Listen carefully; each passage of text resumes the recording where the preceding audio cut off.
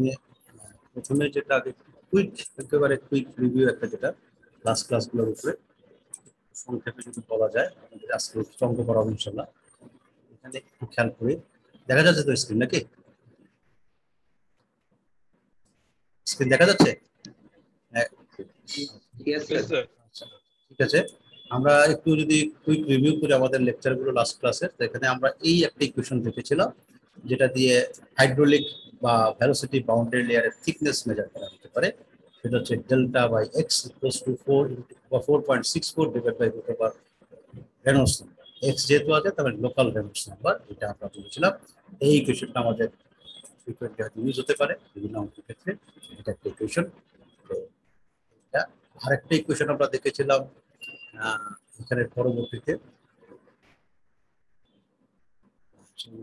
একটা যেটা ছিল এই যে এটা ছিল লোকাল রেনল্ডস নাম্বার, তার থেকে আমরা অ্যাভারেজ রেনল্ডস নাম্বার বের করেছি। অ্যাভারেজ রেনল্ডস নাম্বারটা ইকুয়েশনটা হচ্ছে যে 2 ইন্টু লোকাল রেনল্ডস নাম্বার, সেই হিসাবে আমরা বের করেছি। একেবারে নসেট নাম্বার আমরা বের করেছি। তার পরবর্তীতে আমাদের একটা ইকুয়েশন ছিল উপরে, এটা ছিল এই যে local Nusselt number is equal to 0.332 into Prandtl number to the power 1/3 into local Reynolds number to the power half. এটা ছিল আমার লোকাল নাসেল্ট নাম্বারের সূত্র। আমি লাস্ট ক্লাসেও বলেছি আমাদের উদ্দেশ্য হচ্ছে আসলে হিট ট্রান্সফার বের করা। কারণ নাসেল্ট নাম্বার যদি আমরা জানি, নাসেল্ট নাম্বার থেকে আমরা এইচ পাবো, হিট ট্রান্সফার কোএফিসিয়েন্ট, ও হিট ট্রান্সফার কোএফিসিয়েন্ট পাওয়া গেলে আমাদের হিট ট্রান্সফারটা বের করা সম্ভব। সেটি হচ্ছে আমাদের উদ্দেশ্য। তো সেক্ষেত্রে আমরা এভাবে নাসেল্ট নাম্বার, এটা লোকালের জন্য ছিল। এরপরে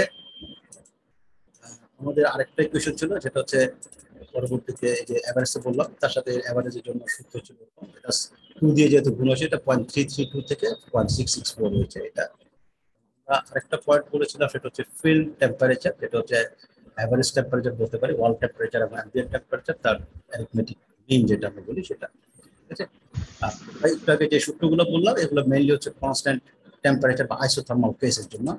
তো সেক্ষেত্রে আমাদের এই সূত্রগুলো ঠিক আছে, যেমন এই যে 0.332 Prandtl number to the 1/3 Reynolds number to the half হচ্ছে তোমার আইসোথার্মাল কন্ডিশন, মানে কনস্ট্যান্ট টেম্পারেচার।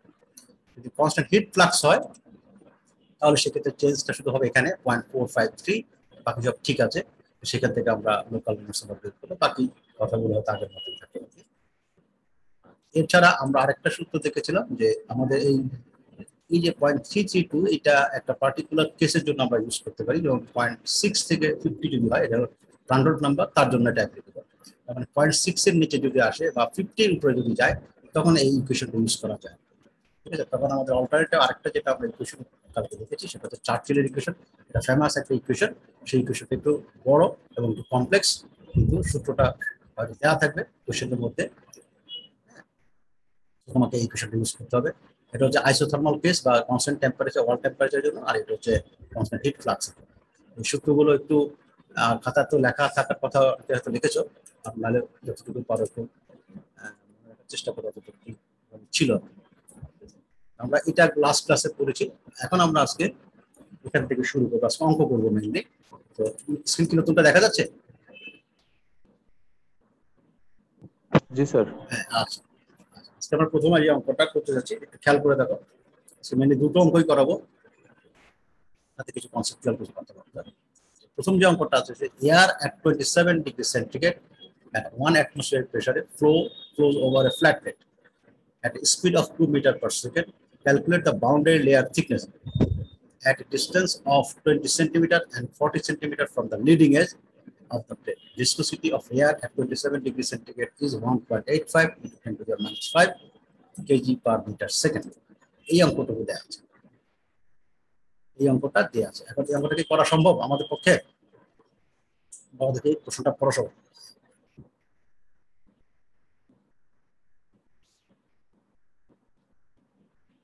একটা ফ্ল্যাট প্লেট, তার উপর দিয়ে বাতাস ফ্লো করছে, তার ভেলোসিটি হচ্ছে 2 মিটার পার সেকেন্ড। আমাকে বাউন্ডারি লেয়ার থিকনেস বের করতে হচ্ছে। সেটা কোথা থেকে করবো? লিডিং এজ থেকে। লিডিং এজ থেকে 20 সেন্টিমিটার সামনে, সেখানে বাউন্ডারি লেয়ার থিকনেস কত? আবার 40 সেন্টিমিটার, সেখানে বাউন্ডারি লেয়ার এখানে x নট এর দুইটা ভ্যালু দেওয়া আছে। এক্স নট তুমি কোথায় পেলা? স্যার 20 সেন্টিমিটারটা তুমি ওই এক গতকালকে হয়তো আমার মনে হয়েছিল, হ্যাঁ তুমি হয়তো এক্স নটের কথা বারবার করছো। এক্স নটটা কি সেটা আগে বলো। স্যার ডিসটেন্সটা h থেকে একটা নির্দিষ্ট একটা ডিসটেন্স যেখান থেকে আর বাউন্ডারি লেয়ার তে স্টার্ট হয়। এক্স নট, তাহলে বাউন্ডারি লেয়ারটা যেটা আর একটু ক্লিয়ার করো অন্য কেউ, তাহলে না করো।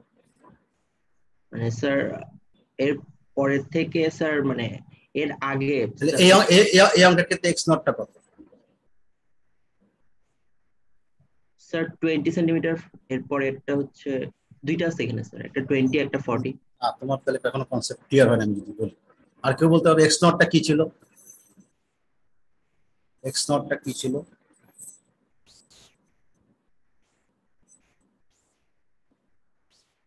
স্ক্রিন কি দেখা যাচ্ছে? নতুনটা দেখো দেখি, আসছে আগেরটা গতকালকে লেকচার। জি স্যার, জি স্যার।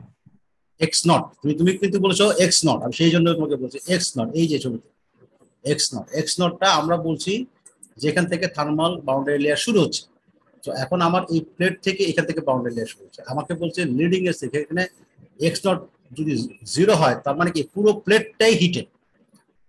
আমার এটা যদি লেন্থ যদি এল হয়, কথার কথা, এই টোটাল প্লেটের লেন্থ যদি এল হয়, এই ছবির জন্য হিটেড অংশটুকু হচ্ছে L minus x not. Heated অংশটা হচ্ছে এল মাইনাস এক্স নট, তার মানে এই অংশটার মধ্যে কোনো আমরা হিটেড করছি না। তার মানে এই অংশে ওয়ালের টেম্পারেচার বা অ্যাম্বিয়েন্ট টেম্পারেচার এটা সেম। আমরা যদি বলি পুরো হিটটা যদি এই প্লেট জুড়ে থাকে, পুরো হিটটা যদি প্লেট জুড়ে থাকে বা পুরো প্লেটটা যদি হিটেড হয়, তাহলে সেক্ষেত্রে এক্স নটটা 0 হয়ে যাবে। তার মানে এখান থেকেই তোমার টেম্পারেচার গ্রেডিয়েন্ট পাওয়া শুরু হবে। আমার কথা বোঝাচ্ছ তুমি?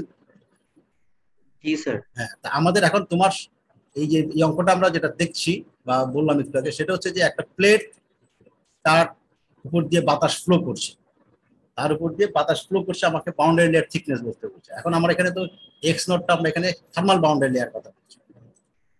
আমাদের এখানে আমরা অঙ্কটা যেটা বলছি সেটা হচ্ছে হাইড্রোলিক বাউন্ডারি লেয়ার বা কি বলে ভেলোসিটি বাউন্ডারি লেয়ার। তার মানে ফ্লো যখন করছে, ফ্লো কিন্তু লিডিং এজ থেকে শুরু হবে।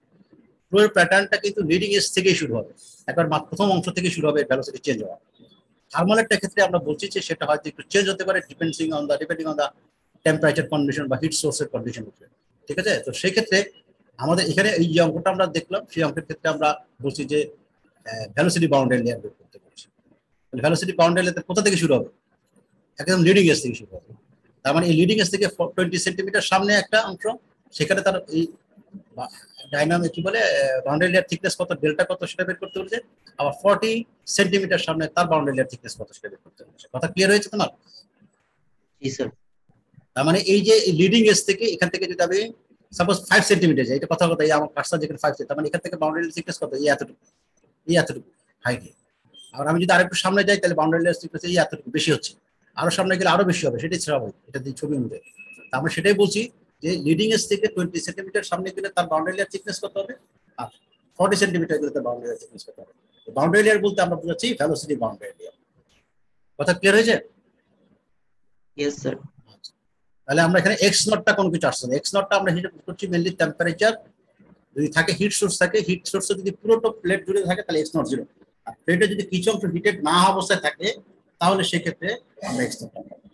ঠিক আছে, আমাদের আবার অঙ্কটা একটু খেয়াল করি। Air at 27 degree centigrade at 1 atmospheric pressure flows over a flat plate at a speed of 2 meters per second. Calculate the boundary layer thickness at a distance of 20 centimeter and 40 centimeter from the leading edge of the plate at viscosity of air at 27 degree. এটা বলে দেওয়া আছে। তার মানে আমার এখানে প্লেটের কোনো টেম্পারেচার কথা বলেই যায়, কোনো টেম্পারেচার কোনো ইস্যু আসে না। প্লেট যে কত ডিগ্রি টেম্পারেচার সেটা কিন্তু বলা নেই, শুধু বলা আছে বাতাসের টেম্পারেচার আর বাতাসের ভ্যালোসিটি দেওয়া আছে। মানে বাউন্ডারি লেয়ার যেটা, সেটা হচ্ছে ভ্যালোসিটি বাউন্ডারি লেয়ার। তাহলে ভ্যালোসিটি বাউন্ডারি লেয়ারের সূত্র কি হবে?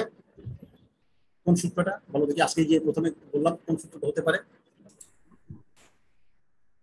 Sir, Fuji 4.64 divided by RE x to the power half. Good good good. তার মানে আমরা একটু আগে যে সূত্রটা দেখেছি,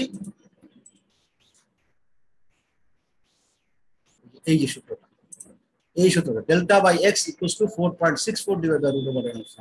এটা হচ্ছে ভ্যালোসিটি বাউন্ডারি লেয়ারের থিকনেসের সূত্র, ডেল্টা বের করতে হবে। So delta divided by x is equals to 4.64 divided by local root over of total local Reynolds number, সেটা আমাদেরকে বের করতে হবে।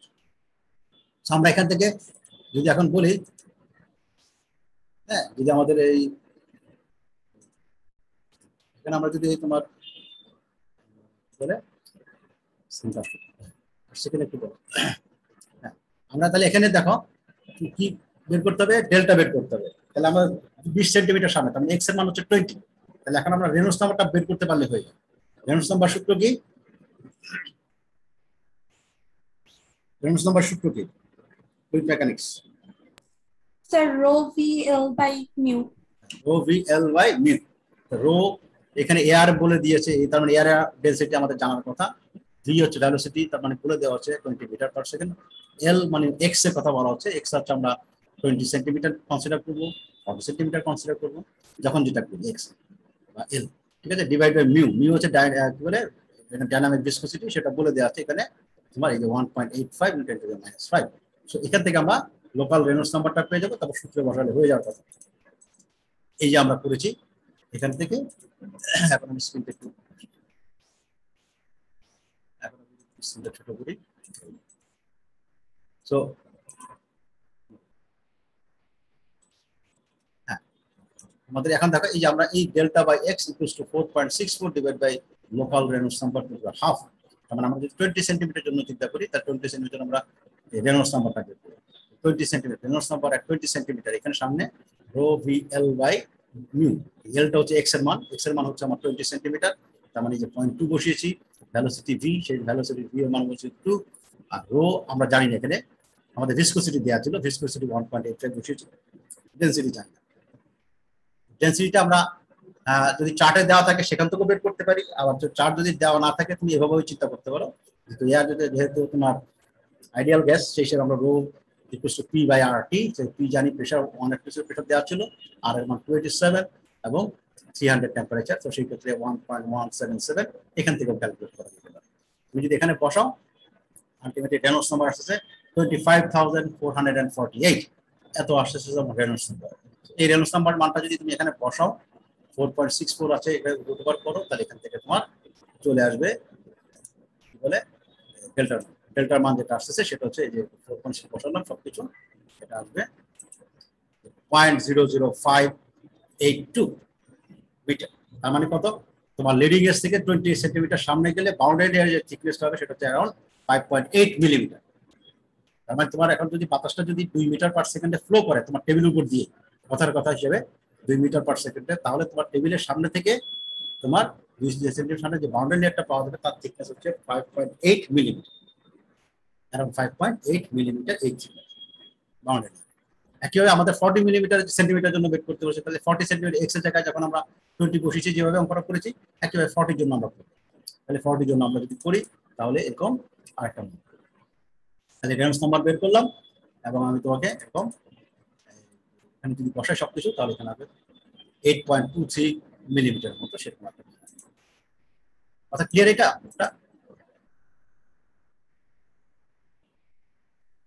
হ্যালো, আচ্ছা। এখন আমি তোমাকে যদি এই অঙ্কটাই যদি পরীক্ষায় আমি একটু ঘুরিয়ে নিই, এই অঙ্কটাই আমি এখন তোমাকে বললাম যে একটা প্লেট আছে, সেই প্লেটের তোমার একটা প্লেট আছে মনে করো, এই প্লেটের উপরে দিয়ে বাতাস যাচ্ছে এবং একটা ভেলোসিটি বলে দিলাম, প্রপার্টিজও বলে দিলাম। এখন আমি তোমাকে বের করতে বললাম যে অ্যালং দ্য লাইন যদি চিন্তা করো বা প্লেট চিন্তা করো, তার বাউন্ডারি লেয়ারের প্রোফাইলটা, মানে তোমাকে আমি এই কার্ভটা আঁকতে বলছি, এই কার্ভটা আঁকতে বলছি। তাহলে আমি তোমাকে সবকিছু যদি বলে দেই, তাহলে মানে আমি তোমাকে বললাম যে এরকম 20টা বা 10টা পয়েন্টের জন্য বের করে এক্স অক্ষ এক্স ওয়াই গ্রাফে প্লট করো। তাহলে তুমি একবার যখন 0 তখন তো ডেল্টার মান 0, যখন 1 মনে করো সাপোজ 1 সেন্টিমিটার নিলাম তখন একটা মান পাবা, 2 সেন্টিমিটার নিলে আরেকটা মান পাবা, 3 সেন্টিমিটার নিলে আরেকটা মান পাবা, 4 সেন্টিমিটার আরেকটা। এটাই যদি তুমি এক্স ওয়াই গ্রাফে প্লট করো তাহলে এরকম একটা প্রোফাইল পাবা। পাওয়ার কথা না? কথা বুঝেছ? তার মানে আমি যদি তোমাকে এই জিনিসটাই দেই যে তোমাকে বললাম যে এরকম 2 সেন্টিমিটার ইন্টারভ্যালে 10টা পয়েন্টের জন্য তুমি এরকম বাউন্ডারি লেয়ার থিকনেস বের করো এবং এটা এক্স ওয়াই গ্রাফে প্লট করো, তাহলে তুমি এরকম এই যে এখন আমরা 20 সেন্টিমিটার করলাম, 48 সেন্টিমিটার করলাম, এরকম তখন অনেকগুলো বের করে একটা এক্স ওয়াই গ্রাফে আমি একটু প্লট করে দেখতে পারি, দেখে বলতে পারি যে এই গ্রাফের প্যাটার্নটা হচ্ছে এরকম। আমরা যে বারবার এই ছবিটা আঁকছি, হ্যাঁ আমরা তো এঁকে ফেলছি এরকম, হ্যাঁ, কিন্তু আসলে এই প্রোফাইলটা এরকম কিনা সেটা কিন্তু চেক করা সম্ভব।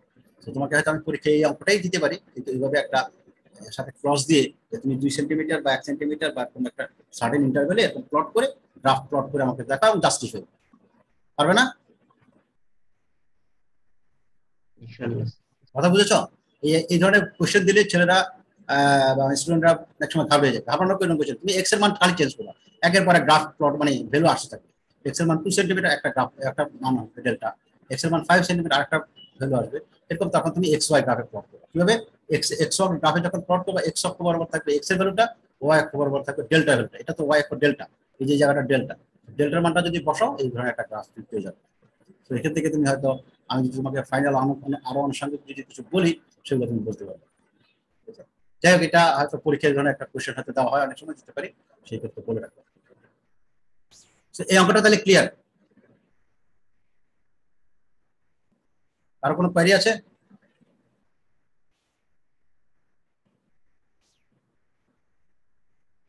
হ্যালো? No sir. আচ্ছা ঠিক আছে। তো এরপরের অঙ্ক আমরা যাই। হ্যাঁ, এরপরের অঙ্কে যদি যাই, এখন এই অঙ্কটাই আমরা বলছি যে consider the problem one again, মানে যে অঙ্কটা করলো এই অঙ্কটাই এখন ঠিক আছে, এই অঙ্কটাই আমি চাচ্ছি, এই অঙ্কটাই কনসিডার করতে চাচ্ছি। কিন্তু এখন বলছি যে assume that the plate is heated over its entire length to a temperature of 60 degree, calculate the heat transfer. একটা হচ্ছে এ, যেটা দেওয়া আছে দ্য ফার্স্ট 20 সেন্টিমিটার, আর একটা হচ্ছে বি, দ্য ফার্স্ট 40 সেন্টিমিটার। আগের অঙ্কের সাথে এই অঙ্কের এখন পার্থক্য কি হলো?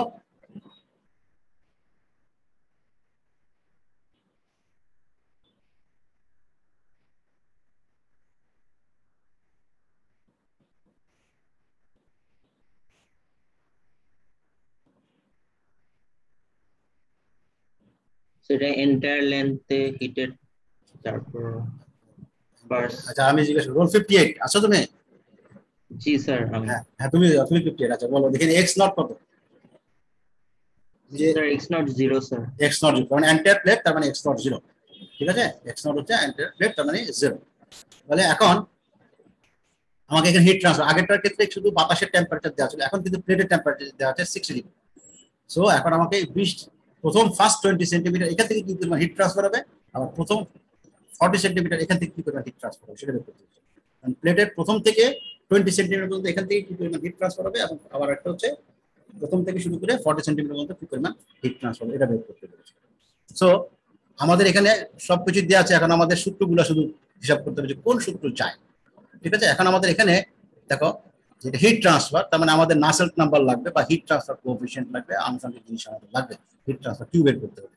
সো আমাদের প্রথম কাজ হচ্ছে আসলে এখানে আমরা কোন পয়েন্টের কোন টেম্পারেচারে আমরা প্রপার্টিস গুলো নিব। এখানে কিন্তু প্রপার্টিস দেওয়া নেই, আমরা সেই নাসেল্ট নাম্বার বলি, আমরা সেই প্রান্ডল নাম্বার বলি, আমরা সেই রেনল্ডস নাম্বার বলি, বা অন্য আনুষঙ্গিক নাম্বার যদি যাই বলি, তার জন্য যে টেম্পারেচারটা হিসাব করবো সেটা কোন টেম্পারেচার বলতে পারবো, এখানে কোন টেম্পারেচার আমরা কনসিডার করবো?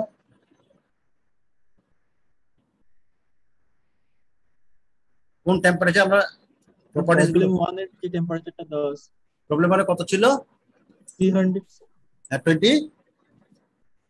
27, তাই তো? 27 ডিগ্রি সেন্টিগ্রেড, জি স্যার 300 কেলভিন 300 কেলভিন। ওই টেম্পারেচারে প্রপার্টিস গুলো আমরা ক্যালকুলেট করবো, তাই তো বলছো তুমি? স্যার এখানেও তো একটা টেম্পারেচার দেওয়া আছে, হ্যাঁ, তাহলে সেটা আমরা কি করবো? স্যার দুইটা অ্যাড করব। দুইটা অ্যাড অ্যাড কি আমরা কালকে বলেছিলাম? আমরা আরেকটা কিছু বলেছিলাম মনে হয়, দেখো আজকেও বলেছি, কি বলে স্যার এভারেজ। এভারেজটাকে কি বলে শোনো, কত একটা নাম বলেছিলাম, ফিল্ম টেম্পারেচার।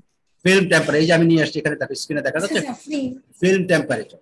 তার মানে ওয়ালের টেম্পারেচার দেওয়া আছে এখানে 60 ডিগ্রি, আর বাতাসের টেম্পারেচার দেওয়া আছে 27 ডিগ্রি। তার মানে আমি এখানে এই ধরনের অঙ্ক যখন করতে যাব আমাকে ফিল্ম টেম্পারেচারটা বের করতে হবে এভারেজ করে, এবং তার উপরে বেসিস করে আমরা প্রপার্টিস গুলোকে নেব। সো আমরা এখানে যদি একটু দেখি যে আমাদের আজকের অঙ্কটার মধ্যে, সো আমি যদি এখানে আসি, এই যে আমরা বলেছি যে we need to calculate the film temperature, কারণ ফিল্ম টেম্পারেচার ছাড়া আমরা এখানে প্রপার্টিস গুলো পাচ্ছি না। ফিল্ম টেম্পারেচার কত হবে? 27 ডিগ্রি সেন্টিগ্রেড, তার সাথে 60 ডিগ্রি ডিভাইড বাই 2, তার মানে এটা হচ্ছে 43.5।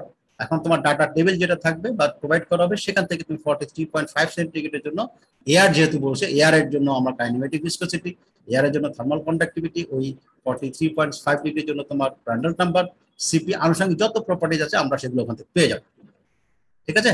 সো এখন আমাদের হিট ট্রান্সফার বের করতে হলে আমাদের যেটা লাগবে সেটা হচ্ছে অ্যাভারেজ হিট ট্রান্সফার কোএফিশিয়েন্ট। তো So to find out the heat transfer for the certain length মানে আমাদের 20 সেন্টিমিটার, আমাদের 40 সেন্টিমিটার, আরো যদি হয় বিভিন্ন, তার জন্য আমাদের যদি হিট ট্রান্সফার বের করতে হয়, we need to calculate the average heat transfer coefficient. average heat transfer coefficient সূত্র আমরা কিভাবে পাবো?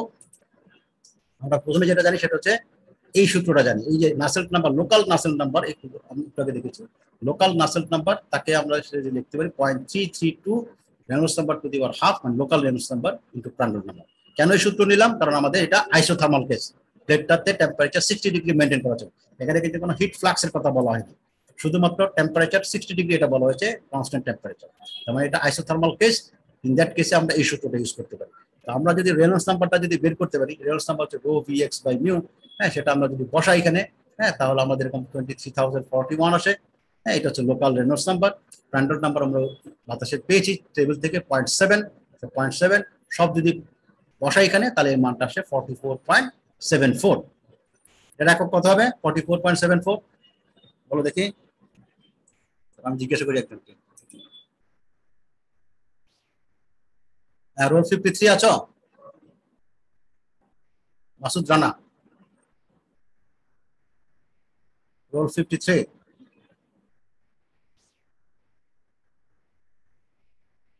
রোল 89। আচ্ছা, এইভাবে ক্লাসটা আসলে কতটুকু হয় তোমাদের বোঝা যাচ্ছে না, আসলে এভাবে ক্লাস নেওয়ার কোনো মানে হয় না। আমরা বলছি তোমরা শুধু লেকচার ভিডিওর জন্য যদি বসে থাকো আর সেখান থেকে যদি বুঝো, আমি লেকচার ভিডিও করে পাঠিয়ে দিই, লেকচার এখানে এইভাবে তোমাদেরকে এনে শুধু শুধু তোমাদের সময় নষ্ট করার দরকার নেই, আমারও সময় নষ্ট হয়, তাই না? রেসপন্ড না করে যদি না থাকো, ক্লাসে লগ ইন করে যদি চলে যাও, তাহলে সেই ক্ষেত্রে লেকচার দেওয়ার কোনো মানে হয় না। এটা হচ্ছে তাহলে আমরা 44.74 করলাম, এখান থেকে আমরা এটা নাসেল্ট নাম্বার, তার কোনো একক নেই, এটা ডাইমেনশনলেস নাম্বার, এর জন্য এটার কোনো একক নেই। নাসেল্ট নাম্বার বের করবো, নাসেল্ট নাম্বার বের করলে এখান থেকে নাসেল্ট নাম্বার ইকুয়ালস টু হচ্ছে তোমার কি বলে heat transfer coefficient into X divide by K. So এখান থেকে আমরা এক্স এর মান আমরা 20 সেন্টিমিটার বলছি, কে এর মান আমরা উপরে চার্ট থেকে বা টেবিল থেকে পেয়ে যাবো, কে এর মান হচ্ছে 0.02 সামথিং আছে, হ্যাঁ 27, সেই কে এর মান যদি বসাই, হ্যাঁ, ইন দ্যাট সেন্স আমরা এখান থেকে হিট ট্রান্সফার কোএফিশিয়েন্টটা পেয়ে যাবো।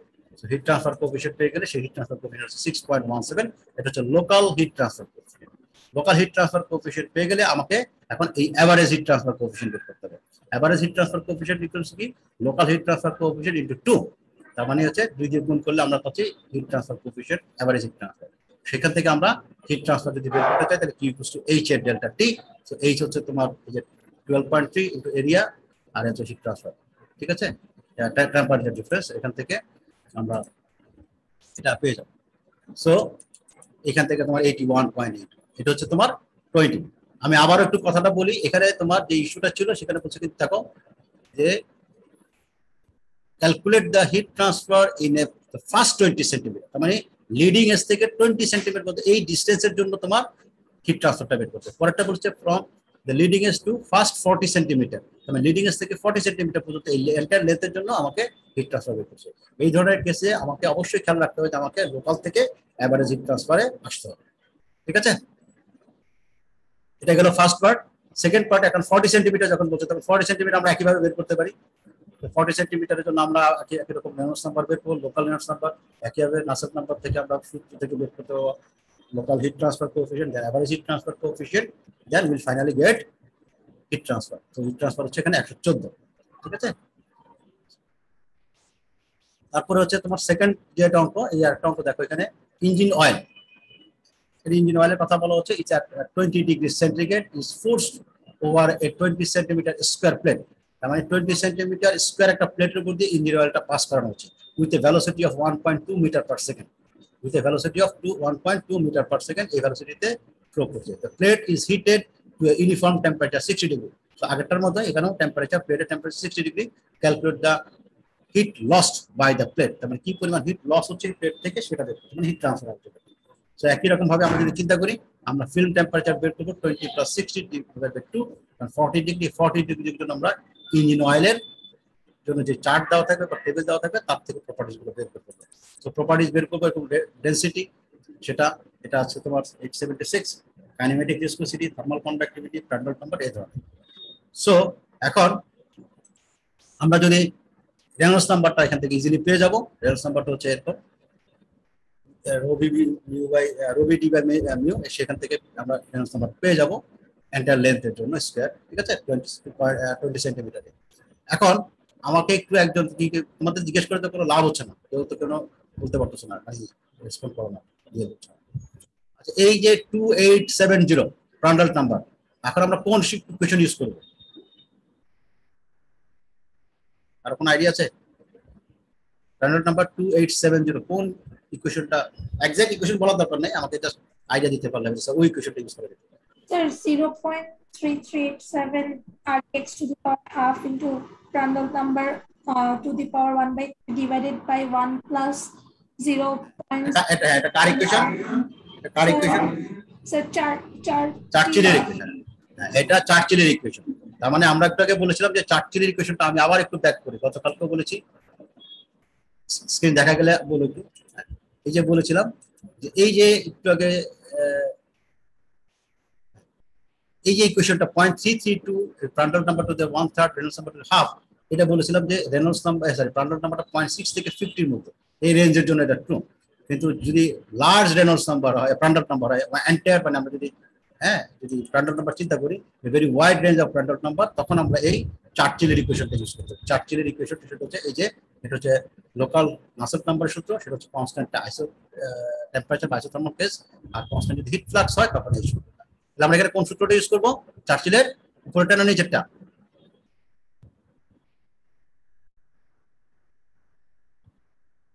হ্যাঁ, উপরেরটা। আইসোথার্মাল আমাদের বলে দিয়েছে, প্লেটের টেম্পারেচার বলে দিয়েছে 60 ডিগ্রি, তার মানে এখানে কনস্ট্যান্ট টেম্পারেচার, প্লেটের টেম্পারেচার ফিক্সড কনস্ট্যান্ট, তার মানে আমরা উপরেরটা আইসোথার্মাল কেস সেটা বলবো। তার মানে এই সূত্রটা 0.3387 যেটা তোমার ফ্রেন্ড বললো একটু আগে, এই সূত্রটা আমরা ইউজ করবো চার্চিলের ইকুয়েশন। সো আমরা এখানে আমরা এই লজিক্যালি যেহেতু আমরা এখানে বলছি, যেহেতু তোমার এই যে প্রান্ডল নাম্বার ইজ টু হাই, যে প্রান্ডল নাম্বার আমরা যেটা চার্ট থেকে পেয়েছি সেটা হচ্ছে প্রায় 2870, তবে টু হাই, তার মানে আমরা ওই নরমাল যে ইকুয়েশনটা সেটা আমরা ইউজ করতে পারবো না। এই যে লিখেছি we cannot use Nusselt number 0.332 Prandtl number, এটা ঠিক আছে। তারপর আমাদের অল্টারনেটিভ কি ইউজ করতে হবে? চার্ট থেকে। এই জায়গাটাই তোমার বোঝার ব্যাপার, পরীক্ষায় এই জায়গাটাই তোমাকে ধরতে হবে যে কোন ইকুয়েশনটা আমাকে ইউজ করতে হবে। এখন প্রান্ডল নাম্বার যাই হোক, তুমি সবসময় একই ইকুয়েশন বসালা তাহলে কিন্তু অঙ্ক হবে না, ঠিক আছে। এই জায়গাগুলোই কনসেপ্টটা ক্লিয়ার রাখতে হবে, বাকি ইকুয়েশন তোমার দেয়া থাকে, সূত্র মুখস্থ তো দরকার নেই, জাস্ট কনসেপ্ট অনুযায়ী কোনটা কোন ইকুয়েশন কোথায় লাগবে। সো আমরা এখান থেকে এই ইকুয়েশন যদি ইউজ করি তাহলে আমরা এখান থেকে নাসেল নাম্বার পেয়ে যাবো। Once you get the Nusselt number, তাহলে আমরা কি পাবো? হিট ট্রান্সফার কোএফিশিয়েন্ট পেয়ে যাবো। নাসেল নাম্বার পাওয়া মানে আমরা হিট ট্রান্সফার কোএফিশিয়েন্ট মেনলি তোমার পেয়ে যাবো। এই আমি গতকালকে বলেছি অনেক স্টুডেন্ট এই জায়গায় ভুল করে, এই ক্যালকুলেশন করতে গিয়ে পরীক্ষায় ভুল করে, তো তুমি তোমার যেন ভুল না হয়, এটা হলো মেন কথা। সো এটা হচ্ছে 152.2 আসছে, ঠিক আছে। নাসেল নাম্বার যদি 152.2 আসে, এখন আমরা এখান থেকে হিট ট্রান্সফার কোএফিশিয়েন্ট পেয়ে যাবো। হিট ট্রান্সফার কোএফিশিয়েন্ট সূত্র কি হবে? নাসেল নাম্বার সাথে hx/k বা hl/k, l বলছি x বলছি কেন? এটা লোকাল, x এর মান এখানে বসাবো আমরা, hx এই যে নাসেল নাম্বার আমরা এখান থেকে বসিয়ে hx টা পেয়ে যাবো। hx টা আমরা পেয়ে গেলাম। hx টা যদি পেয়ে যাই তাহলে এখান থেকে আমরা এভারেজ হিট ট্রান্সফার কোএফিশিয়েন্ট পেয়ে যাবো। এটা লোকাল পেয়েছি, এবার এভারেজ হবে কি? লোকালের সাথে 2 দিয়ে গুণ করলে এভারেজটা চলে আসলো। সো এখানে 219.2 এই পরিমাণ হিট ট্রান্সফার আমরা কোএফিশিয়েন্ট পেয়ে গেলাম। Once you get the heat transfer coefficient, এখন তুমি তোমার এই প্লেট থেকে কি পরিমাণ হিট ট্রান্সফার হচ্ছে সেটা বের করো, Q = H এর ডেল্টা টি। সো H এর মান হচ্ছে এভারেজ হিট ট্রান্সফার কোএফিশিয়েন্ট, আর এ হচ্ছে তোমার এরিয়াটা যেহেতু স্কয়ার প্লেট, মানে 0.2 × 0.2, আর টেম্পারেচার ডিফারেন্স আমরা জানি, কারণ একটা ওয়ালের টেম্পারেচার 60 ডিগ্রি আর একটা হচ্ছে 20 degree. So you can easily get that heat transfer. কথা ঠিক আছে এতটুকু?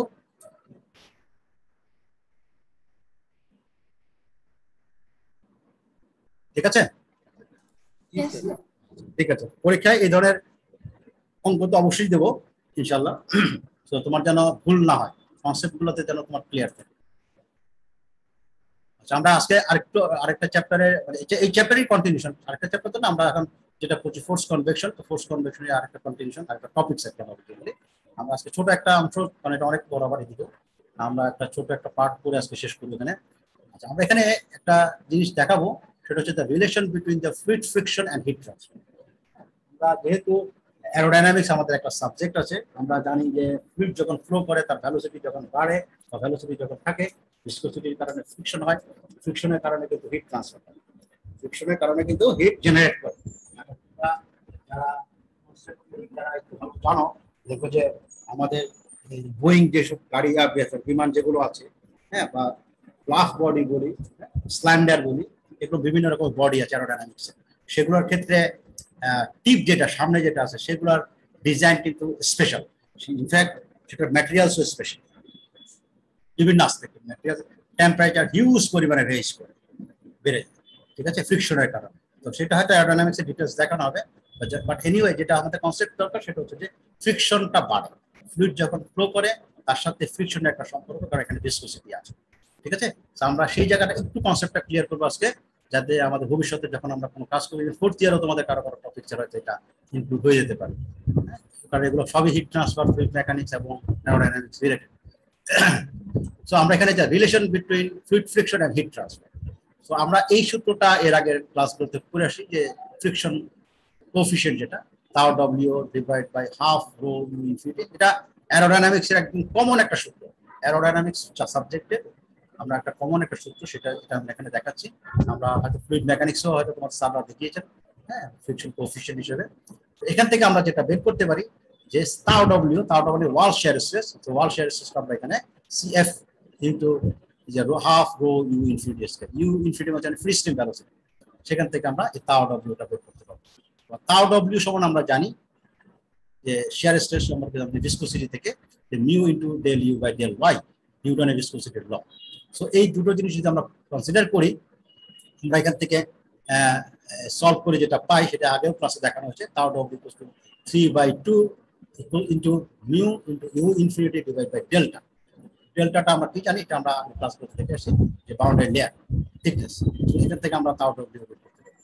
আলটিমেটলি এই জিনিসটা তুমি যদি মানটা বসাও এখানে, হ্যাঁ, সবগুলো মানকে কনসিডার করে, তাহলে আমরা তাও ডব্লিউ ইকুয়াল টু পাবো 3/2 ইউ ইনফিনিটি 1/4.6 করে ডেল্টার মানটা যদি বসাই, হ্যাঁ, আমরা জানি যেটা একটা অঙ্ক করলাম, সেই মানটা যদি এখানে বসাও, হ্যাঁ, তাহলে রেনল্ডস নাম্বারটা হাফ ইনভার্স হয়ে গেছে, এটা যদি বসাও তাহলে এই 2 নম্বর ইকুয়েশনটা পাবো। এই 1 নম্বর ইকুয়েশন এবং 2 নম্বর ইকুয়েশনকে তুমি যদি সলভ করো, তাহলে দুটো পার্ট সমান, তাও ডব্লিউ যেহেতু দুজনে আছে, তাহলে আমরা এখান থেকে যেটা পাবো সেটা হচ্ছে যে এইখান থেকে যে জিনিসটা পাবো সেটা হচ্ছে ফ্রিকশন সিএফ, যেটা মানে ফ্রিকশন কোএফিশিয়েন্ট। লোকালি বলছি কারণ এক্স এর একটা মান থাকবে, রেনল্ডস নাম্বারের ক্ষেত্রে এখানে একটা এক্স আছে, সো এটা local friction coefficient divide by 2 equals to 3/2, এই পার্টটুকু আসে, তার সাথে এটা আসে। আলটিমেটলি এটাকে তুমি যদি সলভ করো,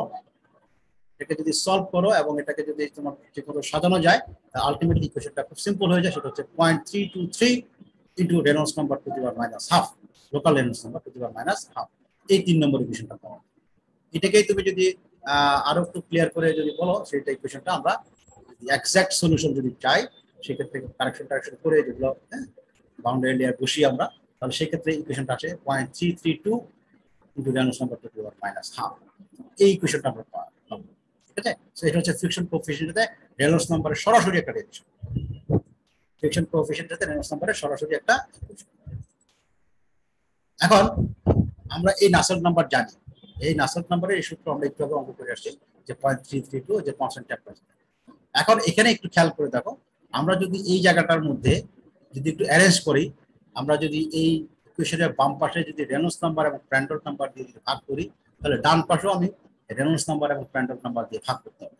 তাহলে ভাগ করলে যেটা আসে সেটা হচ্ছে, আমি ভাগ করলাম 0.332, এটাকে প্র্যান্ডল নাম্বার দিয়ে ভাগ করলে তাহলে উপরে আসবে Prandtl number to the power minus 2/3, আর এখানে রেনল্ডস নাম্বার দিয়ে ভাগ করলে যেটা উপরে স্কয়ার হাফ আসা পাওয়া, আর এটা মাইনাস হাফ। এই ধরনের একটা ইকুয়েশন পাওয়া যাবে ডান দিকে, ঠিক আছে, যেহেতু আমরা রেনল্ডস নাম্বার এবং প্র্যান্ডল নাম্বার দিয়ে ভাগ করছি। এখানে আমরা এই মানগুলো যদি বসাই, নাসেল্ট নাম্বারের সূত্র থেকে নাসেল্ট নাম্বারের জিনিসটাগুলো যদি বসাই, রেনল্ডস নাম্বারের সূত্রগুলো থেকে রেনল্ডস নাম্বারের মানটা যদি বসাই, এবং প্র্যান্ডল নাম্বারের মানগুলো থেকে প্র্যান্ডল নাম্বারের ইকুয়েশনটা যদি বসাই, তাহলে এবং কাটাকাটি করলে আলটিমেটলি যেটা আসে সেটা হচ্ছে এইটা, HX divide by rho CP infinity. HX হচ্ছে হিট ট্রান্সফার কোএফিশিয়েন্ট, রো হচ্ছে ডেনসিটি, সিপি হচ্ছে কি স্পেসিফিক হিট, আর ইউ ইনফিনিটি হচ্ছে তোমার কি ফ্রি স্ট্রিম ভেলোসিটি। আলটিমেটলি এটা একটা পাওয়া গেছে। এখন খেয়াল করে দেখো, এখানে আমরা ভাগ করছি নাসেল্ট নাম্বার, তাকে দিয়ে ভাগ করছি রেনল্ডস নাম্বার, তাকে দিয়ে আবার ভাগ করতেছি প্র্যান্ডল নাম্বার। নাসেল্ট নাম্বার একটা ডাইমেনশনলেস, রেনল্ডস নাম্বার একটা ডাইমেনশনলেস, প্র্যান্ডল নাম্বারও একটা ডাইমেনশন, তার মানে এখানে কোনোটারই কোনো একক নেই। আলটিমেটলি আমি এখানে কি পাবো, একটা ডাইমেনশনলেস নাম্বার পাবো, সেটা হচ্ছে যে HX divide by rho CP unit. এইটাকে আমরা নতুন একটা নামে ডাকতে যাচ্ছি, এটাকে বলা স্ট্যান্টন নাম্বার। এটাকে বলা হয় স্ট্যান্ডার্ড নাম্বার। এখান থেকে আমরা স্ট্যান্ডার্ড নাম্বার থেকে আমরা এখানে Nusselt number divide by Reynolds number into Prandtl number, এগুলোকে আমরা সাথে করে বলছি এটাকে স্ট্যান্ডার্ড নাম্বার। স্ট্যান্ডার্ড নাম্বারটা কি আমরা যদি ডিফাইন করি, it is the ratio of heat transfer to the fluid and to the heat thermal capacity of the fluid. মানে তুমি যে ফ্লুইড নিয়ে ডিল করছো, হ্যান্ডেল করছো, সেই ফ্লুইডের হিট ট্রান্সফার কোএফিশিয়েন্ট এবং সেই ডিভাইড বাই সেই হিটের ফ্লুইডের হিট ক্যাপাসিটি বা থার্মাল ক্যাপাসিটি, এটাকে রেশিওকে বলা হচ্ছে তোমার স্ট্যান্ডার্ড নাম্বার। স্ট্যান্ডার্ড নাম্বার তাহলে আমরা এখানে বলতে পারি এইটা সমান স্ট্যান্ডার্ড নাম্বার ইকুয়ালস, তাহলে এখন standard number equals to 0.332 into Prandtl number to the power minus 2/3 into Reynolds number to the power minus half. এটা আমরা দেখতে পারি। এটাকে আরেকটু আজ যদি লেখা যায়, স্ট্যান্ডার্ড নাম্বার ইকুয়ালস টু 0.332 হ্যাঁ ইনটু কি বলে রেনল্ডস নাম্বার, এই যে Prandtl number to the power minus 2/3 into Reynolds number to the power half. ঠিক আছে, এখানে একটা মাইনাস হবে, আমি একটু ভুল লিখেছি, এখানে একটা মাইনাস হবে। সো এখান থেকে আমরা যদি একটু ক্লিয়ার করার চেষ্টা করি, তাহলে এখানে আমরা যদি ক্লিয়ার করার চেষ্টা করি তাহলে এইটাকে আবার এইভাবে লেখা যায় স্কিন ফ্রিকশন কোএফিশিয়েন্ট। সো এটা একটা জেনারেল ফর্ম, এই বক্সে যেটা লেখা আছে এটা হচ্ছে সরাসরি আমরা হিট ট্রান্সফার কোএফিশিয়েন্ট থার্মাল যেটা, সেটা সূত্র।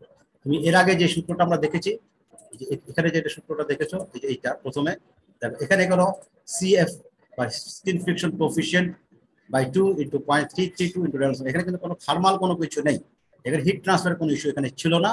এটা হচ্ছে নর্মাল রেনল্ডস নাম্বারের সাথে হিট ফ্রিকশন। আমরা থার্মাল যদি আসি তখন আমাদের সূত্রটা একটু চেঞ্জ হচ্ছে, এবং সেখানে আমরা এই যে স্ট্যান্ডার্ড নাম্বার দিয়ে এই স্কিন ফ্রিকশন দিয়ে আসছি প্র্যান্ডল নাম্বার সাথে, এটাকে আমরা বলছি হিট ট্রান্সফার সাথে রিলেশন দা হিট ট্রান্সফার কোএফিশিয়েন্ট। ঠিক আছে? Yes, sir. ওকে, আমরা নেক্সট ক্লাসে আরেকটা পড়বো, আরেকটা ইস্যু পড়বো। আমরা এই গতকাল পর্যন্ত আজকে পর্যন্ত যত কথা বলেছি সেটা হচ্ছে যে একটা ফ্ল্যাট প্লেটের উপর দিয়ে যখন ফ্লুইড ফ্লো করে, ফ্ল্যাট প্লেটের উপর দিয়ে ফ্লুইড ফ্লো করে তার জন্য আমরা এই কোশ্চেনগুলো দেখেছি। নেক্সট ক্লাসে আমরা দেখবো সেটা হচ্ছে একটা কোনো পাইপের মধ্যে দিয়ে যদি বা টিউবের মধ্যে দিয়ে যদি ফ্লুইড ফ্লো করে, তার মানে আমরা গতকাল পর্যন্ত আজকে পর্যন্ত দেখলাম সেটা হচ্ছে এক্সটার্নাল ফ্লো, কোনো একটা সারফেসের উপর দিয়ে যাচ্ছে। আর নেক্সট ক্লাসে আমরা দেখবো মেনলি ইন্টারনাল ফ্লো, কোনো একটা বডির ভিতর দিয়ে যখন ফ্লুইড ফ্লো করে তখন কি হয়, সেক্ষেত্রে আমরা দেখবো, যেহেতু আমাদের অনেক অ্যাপ্লিকেশন রিলেটেড এখানে আছে। আমি তোমাদেরকে একটু গাইড করি এখানে। এখানে যে ইকুয়েশনটা আমরা দেখবো এটা হচ্ছে তোমার মেনলি হচ্ছে তোমার পাইপের মধ্যে দিয়ে যে আমরা কি বলে ফ্লুইড মেকানিক্সে আমরা দেখে আসছি। ফ্লুইড মেকানিক্সে ফ্লুইড ফ্রিকশন যে সূত্রটা ছিল সেই সূত্রের একেবারে একই রকম সূত্র, শুধু এখানে হিট ট্রান্সফার করতে পারবে। ফ্লুইড মেকানিক্সে তোমরা বিভিন্ন ফ্রিকশনের জন্য বিভিন্ন 32 বিএল বাই জি স্কয়ার করে আসছো না, আমাদেরকে পড়ানো হয়েছিল কিনা আমি জানি না, ডার্সি-ওয়েসবার্গ ইকুয়েশন এগুলো সেগুলো বহু কিছু পড়ানোর কথা বা পড়ানো হয়। সেই ক্ষেত্রে সেই ইকুয়েশনগুলোর এখানে রিফ্লেকশন পাওয়া একই জিনিস। ঠিক আছে, আমার নেক্সট ক্লাস এটা ইনশাআল্লাহ শুরু। আজকে এই পর্যন্ত রাখতে যাচ্ছে। আর কোনো কোশ্চেন আছে? স্যার এই রিলেটেড নেই স্যার, মানে স্যার কালকে স্যার এক্সামটা কয়টার সময় হবে, মানে বৃহস্পতিবার দিন ওইটা? ক্লাস টাইম ইনশাআল্লাহ। ওকে স্যার, ধন্যবাদ।